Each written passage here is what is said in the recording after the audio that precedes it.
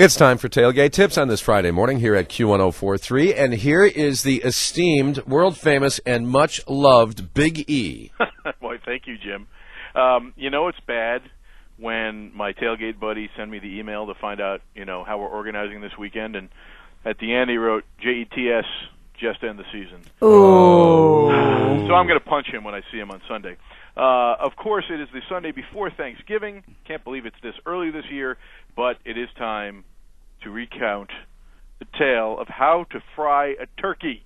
Okay. Now, we know this. We know It's how dangerous. To do this. It's We're gonna go over the dangerous. important points here, and I got a couple new tips for you. But remember, it's dangerous. Exactly. And I had a little small accident, not a burning accident, a different kind of accident last year, and I'll tell you about that in a second.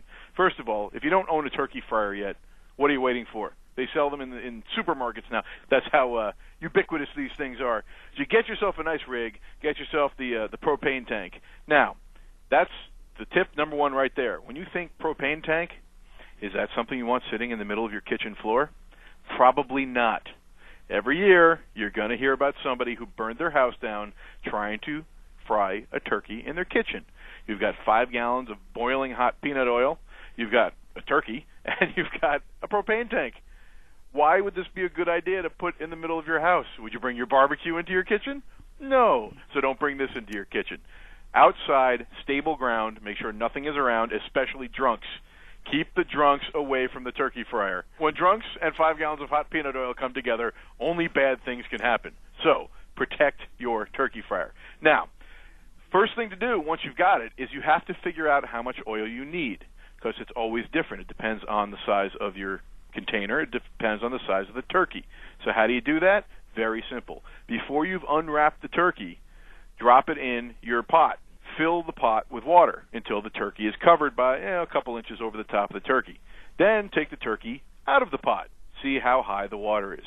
Oh. That's pretty ingenious. Right. Now mark it, and now you know. Now you know exactly how much oil you should be putting in there. It's a good thing to figure out before the oil is hot, because once the oil is 350 degrees, it gets a little hard to work with. All right, prepping your turkey, there's a million ways to do it. You don't have to do anything to a turkey if you're going to deep fry it, because the process is so delicious. All by itself, it's going to be great. And by the way, I do recommend peanut oil. You can take your turkey and just clean it up, make sure it is completely thawed. If your turkey is not completely thawed, you are really going to screw this up.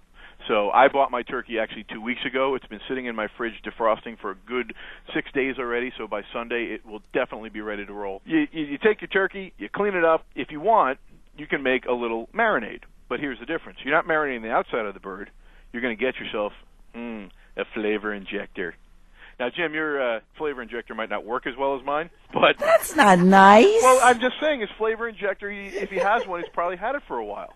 No, he's experienced with his flavor injector. Well, you know where to stick your flavor injector. But the key was this, is whatever mix you make, if you're using spices, even spices that aren't that big to begin with will clog the tip of this thing if you don't grind them really, really fine. Last year when I did this, I didn't grind my spices fine enough, and on the very first time I'm trying to inject the turkey, and, well, let's just say it didn't come out the front end of the injector. I actually pressed with so much pressure that the injector cracked in half, and the entire tube full of, lovely marinade, well, the Big E was wearing it. I smelled good for the rest of the evening, but it didn't do much for the bird. Anyway, your turkey can go up to about a 14-pound bird. It takes a sum total of 3 minutes a pound plus 5 minutes. So a 14-pound bird, you're going to be done in 45 minutes. Amazing. It's a beautiful thing. Make sure you get your oil hot to 325, 350 degrees before you drop the turkey in, because otherwise the oil is going to soak into the turkey. If the turkey it goes into nice hot oil, it sears immediately, it's juicy, it's delicious, it's the best thing you ever tasted. But I will say it one more time, keep the drunks away from the turkey fryer. And what about goggles and stuff like that? The weak can wear goggles and you can wear gloves. If you're careful, I don't do it. But, it is recommended that you wear eye protection and hand protection. But okay, so let me be the responsible one. That's why I brought it up. That's my job. That's my job in life, is to be the responsible one. Nice. Well, we'll be having the turkey. We'll be doing the apple smashers. They'll be making their appearance. We're going to see, I think, only 45 degrees this Sunday for game time. We're starting our day with the Dunkin' Donuts tailgate pack and, the Jets-Giants box of Joe and delicious donuts. And we'll see you at the stadium 4:00 start this week as the Jets have a tough one against the Steelers. We'll see what we can do to ruin Ben Roethlisberger's day. Roethlisberger. Oh. All right, Jim. Jets, Jets, Jets.